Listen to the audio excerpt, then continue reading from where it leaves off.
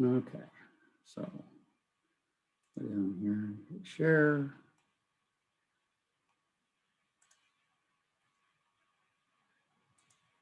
And there we go. So we're recording this now, and so people can see it. Lecture is on chapter 20 and 21. So it is the upper and lower respiratory diseases. So we're going to start with the upper respiratory URI infections, and that is in chapter 20. It's still working, right? More than 200 strains of viruses that cause upper respiratory infections. So that's why a lot of times there's not a cure for the common cold. And that's basically what this is the common cold.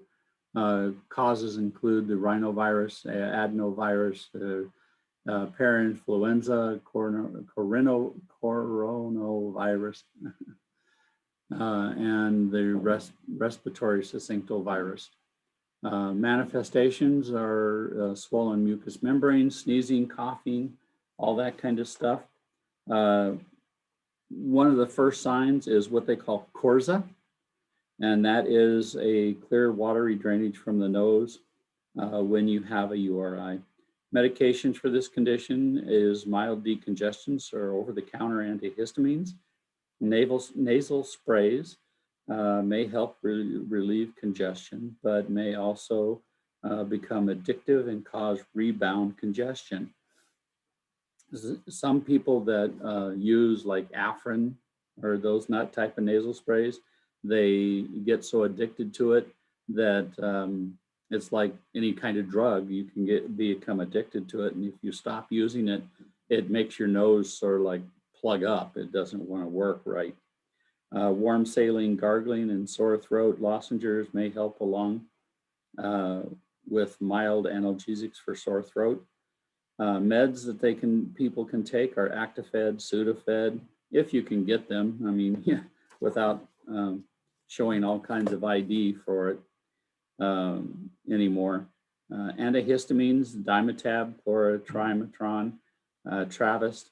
Non-sedating are Zyrtec, Allegra, and Claritin.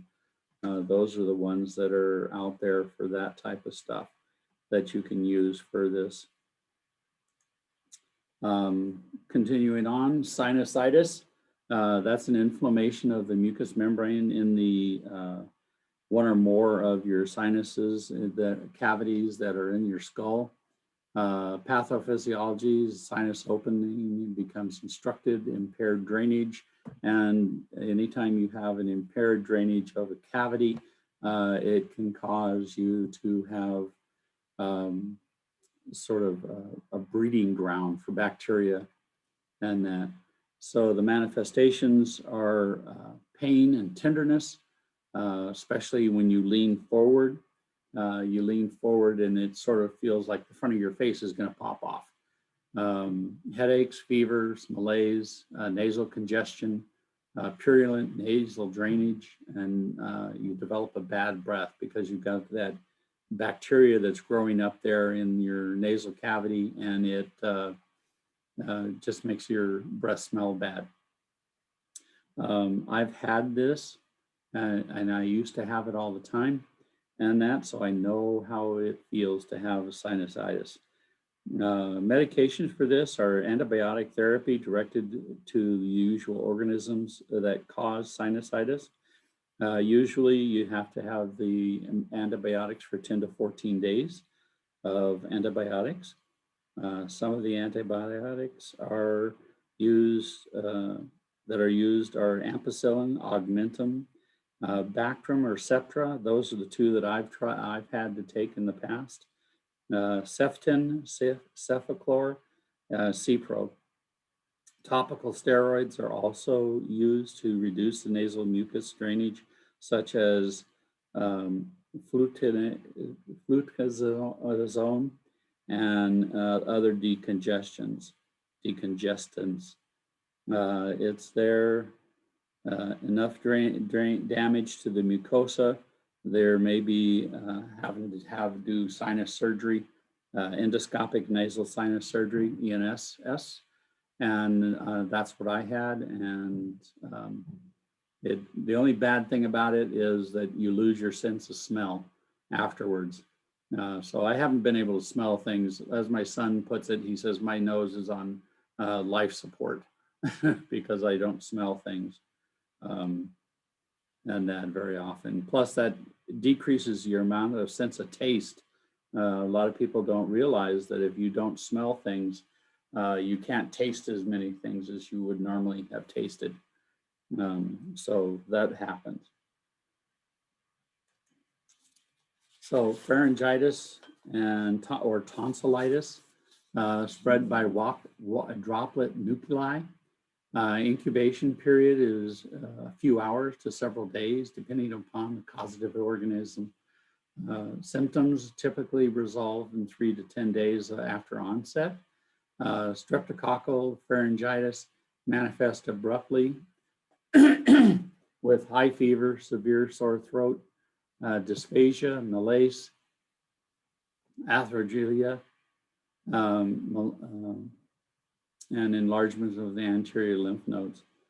Tonsillitis manifests with a sore throat, difficulty swallowing, general malaise, fever, pain, referred to the ear. And with young children, they get their tonsillitis, and whatever side that's on, they start pulling that ear. So it can be either a tonsillitis or it could be an ear infection, because they do both with the tugging because it's painful up in that ear. White exudate is present. Pressing on tonsils can produce purulent drainage from those. Cervical lymph nodes are usually tender and enlarged. Bacterial pharyngitis complications can range from an abscess to scarlet fever, toxic shock, rheumatic fever, or acute post-streptococcal glomerulonephritis. The glomerulonephritis usually happens 14 days after you have this type of tonsillitis, and it's usually streptococcal in nature, so that they have those that you have to look for. And the doctors will ask you if you've had a oral infection within the last 2 weeks, and that, or any kind of infections. So they'll need to know that.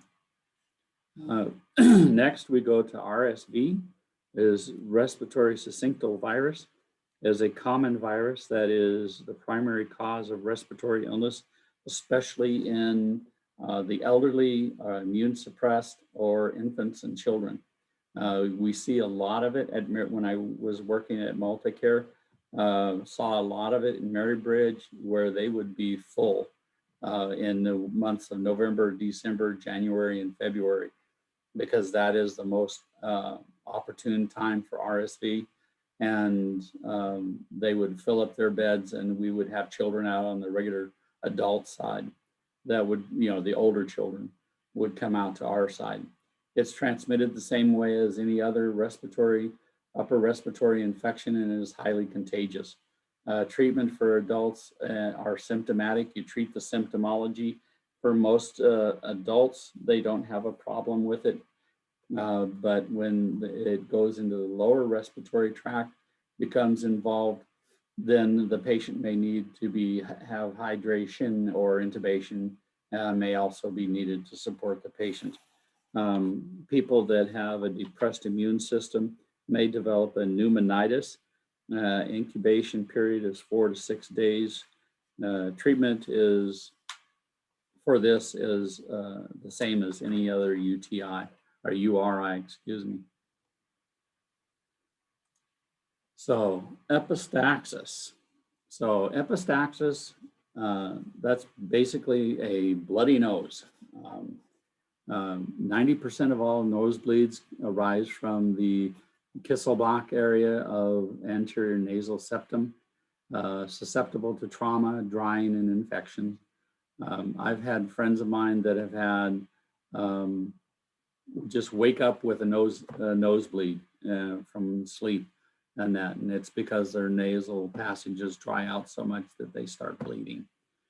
Posterior nosebleeds occur from terminal branches of the splenopalatine and internal maxillary arteries. Posterior bleeding might be less apparent with blood draining down into the posterior nasal pharynx. People that have a posterior nasal bleed, they swallow a lot. They have a lot of swallowing going on, and it's commonly associated with disorders such as blood dyscrasias, hypertension, and diabetes. With the posterior nosebleeds, a lot of times you have somebody that is going to be nauseated and throwing up for those because of the simple fact your body does not like to digest blood.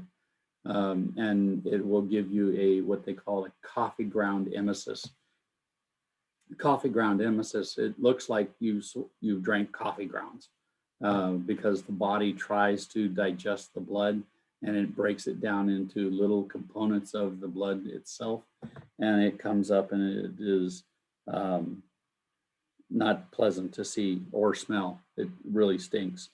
Manifestations of an anterior nosebleed, obvious bleeding from the nares, the nose, bleeding into the posterior nasal and oral pharynx, and then, like I said, nausea and vomiting. Medications for this, you're going to have the topical vasoconstrictors. Afrin would work. Chemical agents for cauterization. Topical anesthetics if there is packing is required. And prophylactic antibiotic therapy is usually also used. Okay. Laryngeal tumors. This is basically a cancer of the subglottis, and it invades local, metastasizes easily and early. Glottal tumors below the vocal cords, often asymptomatic until enlarged tumors obstruct the airway. Risk factors, tobacco use, of course. Tobacco use is one of the biggest contributors to cancer of all kinds. Alcohol consumption, poor nutrition, human papilloma virus infections, and exposure to asbestos and race. The usual first manifestations or signs are hoarseness, change in voice, painful swallowing, sore throat, or feeling a lump in your throat when you swallow, foul breath, shortness of breath, and pain that radiates to your ear. Seems like all the throat pain goes up to your ears because it's connected there through the eustachian tube. Okay, this here is a video that I'm not going to spend time letting you watch it. It's like 22 minutes long. It's a YouTube video, and that so you can take and go out on YouTube, and I've put this out there so it's there and you can watch it. It just shows a student doing her filming of a trach care and does the suctioning and does the dressing change and the strap change and all that. So it's about 22 minutes. And I don't want to spend the time to do that. You have it out there that you can watch it if you want. Okay, obstructions. Now, laryngeal trauma or obstructions, that's called you're going to use the abdominal thrust or the Heimlich maneuver. This is something that you should have learned in your CPR class and renewed every 2 years when you do your CPR. You want to stand behind the person. You want to take and put your fist in their abdomen above their umbilicus, put their other hand on top of that, have them lean forward a little bit, and then you push hard and fast with quick upward thrusting motions. Continue until the obstruction is relieved or the person becomes unconscious. Once they're unconscious, you lower them to the floor and you have somebody call 911 or you call 911 and then start CPR immediately, okay? All right, now we're going to go into the lower respiratory diseases. Asthma is one of the most common lower respiratory diseases that are out there. It is, there's a couple of types of them. There's internal factors and external factors. Affect about 20% of the population. The two types are extrinsic, which is allergic asthma, or intrinsic, which is non-allergic asthma. So your allergic asthma is where you get come in contact with pollen or grass or dander or something like that there that triggers your asthma attack. Then your intrinsic factors are like cold weather, hot weather, exercise, things like that. Those are your non-intrinsic asthma attacks. Acute asthma results in an increase in increasing airway obstruction caused by bronchospasms. Treatment increased fluid to keep mucus thin and meet the increased needs related to the fever that can happen. You want to take and thin that thick sputum that they have. Diagnostic findings, expiratory and sometimes inspiratory wheezes, wheezing with the decreased breath sounds in the bases. Bronchodilators are the drug of choice, like your albuterol, your albuterol inhalers or your SCN albuterol treatments. These are what they need. You can try some humidified air that will help loosen those thickened sputum and all that kind of stuff there. So now influenza.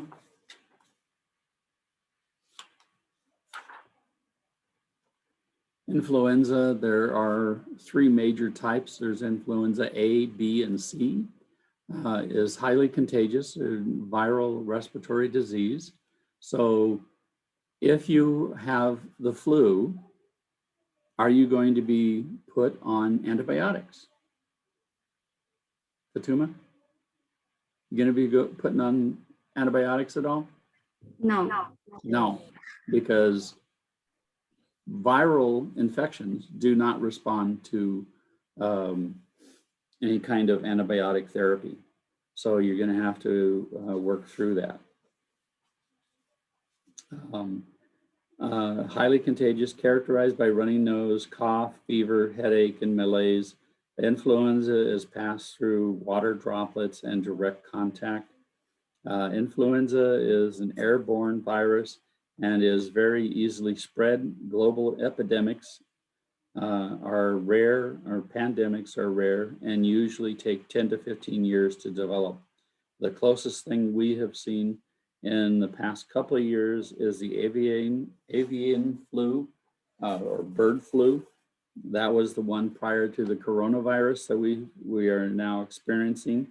This has a 50% mortality rate, but has not been seen to have a person-to-person transmission as of yet.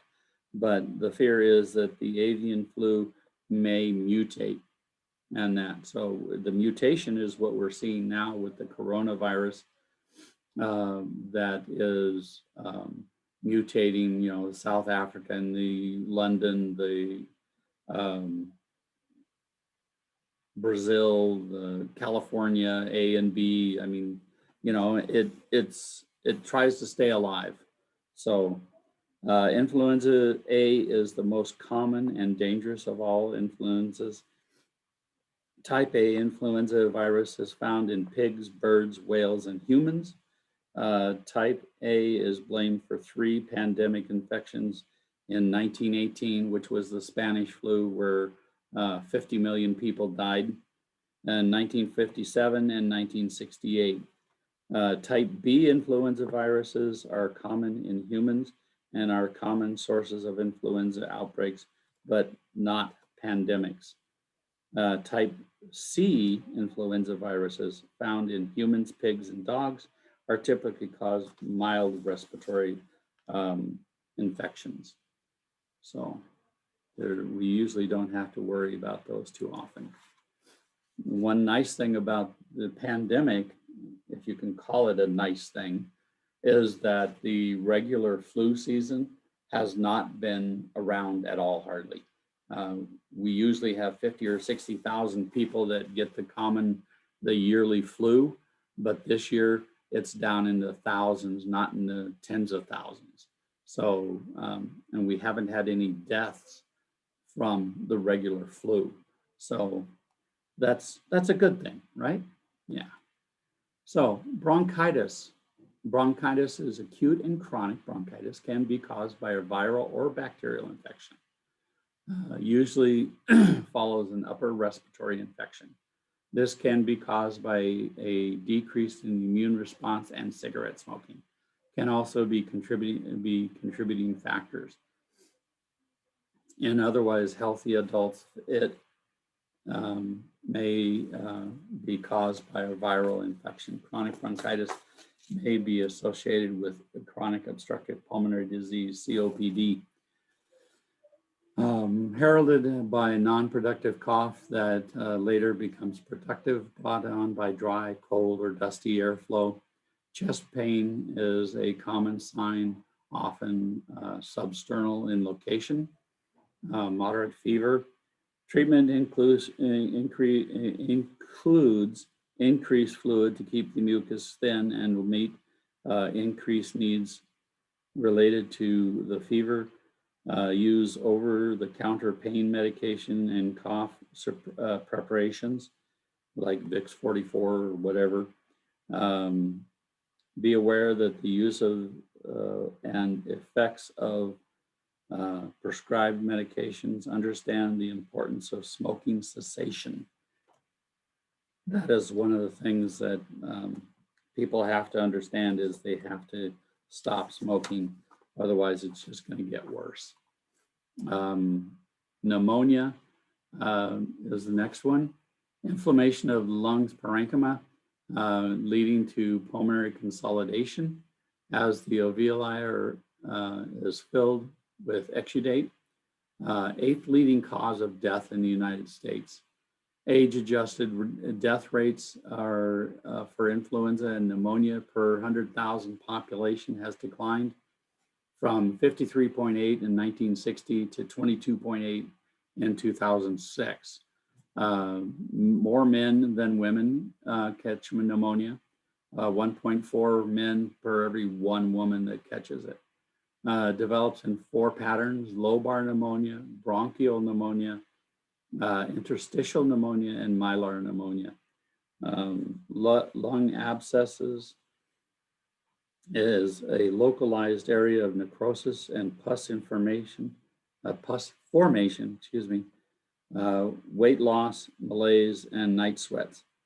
Emphysema is accompanied accumulation of purulent exudate in the pleural cavity, diagnosed by CT or chest x-ray.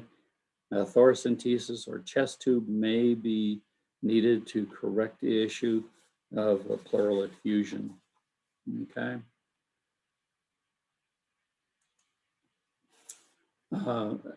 Severe acute respiratory syncytial virus, SARS syndrome. Severe acute respiratory syndrome, SARS, is a serious form of pneumonia. It is caused by a virus that was first identified in 2003. And it was in China that it came from. So similarities there. Severe breathing difficulties and sometimes death. Pathophysiology, majority of the cases have been reported in China, like I said. In previously healthy adults, 25 to 70. Etiology is unknown, but there seems to be an association with MERS and the coronavirus. So SARS and coronavirus that we have now their cousins. Direct contact with someone that is infected or infected materials. Manifestations, usually symptoms appear 2 to 7 days after exposure. Fever of 38 degrees Celsius or 100.4 Fahrenheit, non-productive cough, shortness of breath, dyspnea, hypoxemia, and mortality from SARS is about 11%. And that's pretty close to what we're experiencing right now with the COVID-19 virus. Take a drink there. So then tuberculosis. Tuberculosis is caused by a bacterium called Mycobacterium tuberculosis. And, a lot of thinking behind that one. The bacteria usually attacks the lungs, but TB bacteria can attack any part of the body, such as the kidneys, spine, and brain. If not treated properly, TB disease can be fatal. TB disease was once the leading cause of death in the United States. Prior to the 1950s, there was no treatment for TB, and we had large sanitariums that people would go into once they were diagnosed with TB, and the health department would quarantine them and then put them into the sanitariums, and basically they would die there, drowned in their own secretions. Caused by many droplet that enter the upper lungs. They multiply and in the immune response is not adequate, then this leads to tuberculosis pneumonia. Intradermal testing, the PPD, the Madox testing is 0.1 milliliter is injected into the dorsal aspect of the forearm. Test is read in 48 to 72 hours. CDC recommends screening for the following groups: people with or at risk of HIV, people with close contact, people born in country with high incidence, medically underserved people, alcoholics and IV drug abusers, and residents of staff of long-term care facilities. That's why it is important that we have a two-step process for people coming into the nursing profession, or you can get the blood draw, one of those two things, it's just to prove that you do not have, or if you did have, that it is cured. Isoniazid, INH, was the first medication that was developed back in the 50s to treat tuberculosis, 300 milligrams daily or 900 milligrams, 1 to 2 to 3 or 3 times a week. Complications from this is peripheral neuropathy and hepatitis. Rifampin, RMP, is 600 milligrams daily or 1 to 3 times a week. Hepatitis, flu-like symptoms, fluids of the body, sort of a reddish-orange color. Then there's the ethambutol, EMB, which is 800 to 1600 milligrams daily or 2 to 4 grams twice a week. And you can develop optic neuritis with that one. So you might have problems viewing or seeing. Then there's streptomycin. Streptomycin is an IM injection, 15 milligrams per kilogram, up to 1 gram daily, or 25 to 30 milligrams twice a week. And then you can have ototoxicity, so ringing in your ears, vertigo, again, your ears, and then nephrotoxic. So it basically, it poisons your kidneys if you don't take it right and follow the instructions. So again, this here is a Madox skin test and reading test. that is out there. I've given you the link here to that you can take and go see that on YouTube. It's very good. It explains it well. So go out there and read it. Pneumothorax. Now, pneumothorax is an accumulation of air or in the pleural space. The pleural space is between your lungs, the actual lung tissue, and your chest wall. That's the pleural space. Now there is a pneumothorax, which is air, and then they have a hemothorax, which is blood. Both of them react the same way. The only thing with the hemothorax is that, you know, they have to get the blood out of there along with the air. Causes, they can have a spontaneous pneumothorax. I've seen people that have had what they call blebs, which are little outcroppings of the lungs. And those little outcroppings are weakened areas and they pop like a balloon. By doing that, it allows that air to get out of the lungs and into that pleural space. And it can cause quite a bit of pain, and it can cause a shift of the lung out of the way. Results of a blunt or penetrating trauma. Somebody gets stabbed, shot, hit with a bat, whatever.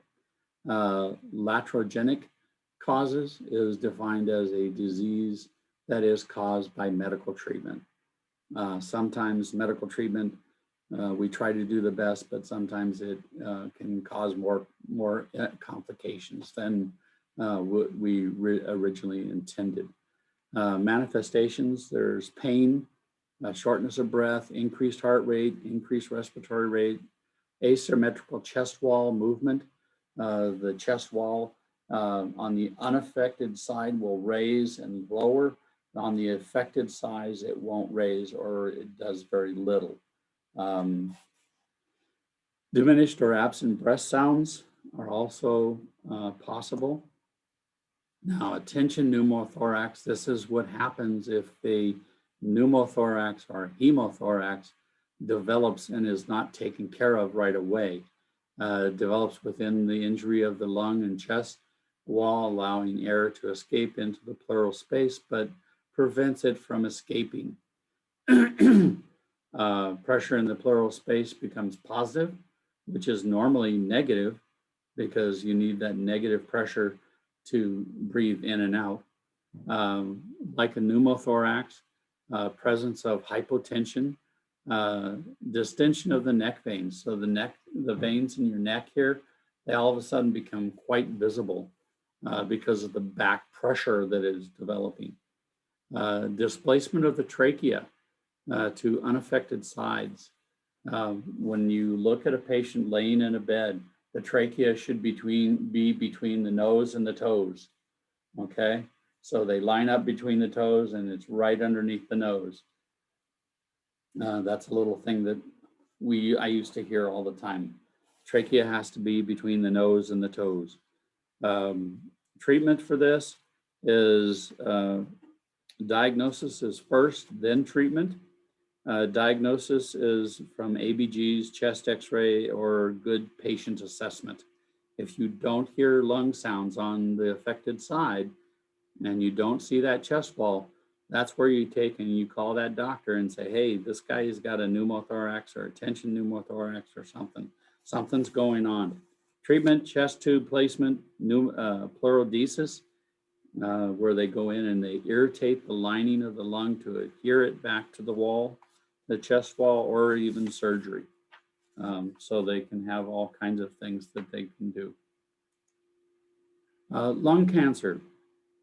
Manifestation of lung cancer is clubbing of the fingers and toes.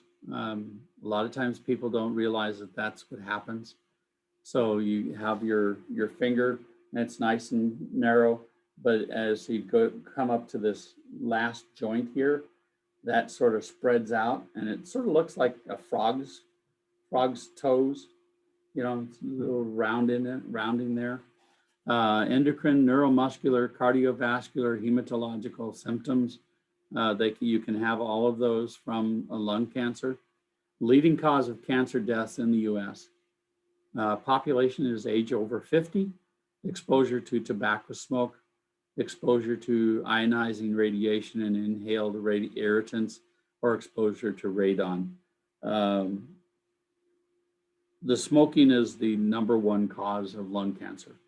You could have some of these other things and not develop it, but breathing in the smoke and the irritants from a cigarette smoke is highly contagious. Complications, superior vena cava syndrome, deterioration of the venous flow to the head and neck, Paraneoplastic syndrome. At diagnosis, most patients have metastasis, 39%. So 40%, about 40% of people that are first diagnosed with lung cancer have metastasis to some other part of their body, their brain, their chest, the bone, kidneys, liver, somewhere. The prognosis is poor for anybody just diagnosed with lung cancer. 5-year survivability rate is about 15%. It's getting a little bit better with all the new medications, but it's still not much better than maybe 20% now. Risk factors increase with age. Family clusters are suggested that there may be some genetic predisposition. I mean, you know, that's where, you know, you see these old people that have smoked for 90 years and, you know, they're 120 years old and they still don't have lung cancer. Cigarette smoke, which contains 43 known carcinogens. So in the smoke of a cigarette, it contains 43 things that cause cancer. So that's why it's such an important thing to get that person to stop smoking. Can you tell I'm an ex-smoker? We're some of the worst ones. 80% of all lung cancer's causes are related to smoking, asbestosis, radiation, and radon. Okay. So there's the end of it. Okay. I'm going to stop sharing now. Maybe. There it goes. So, Fatima, any questions?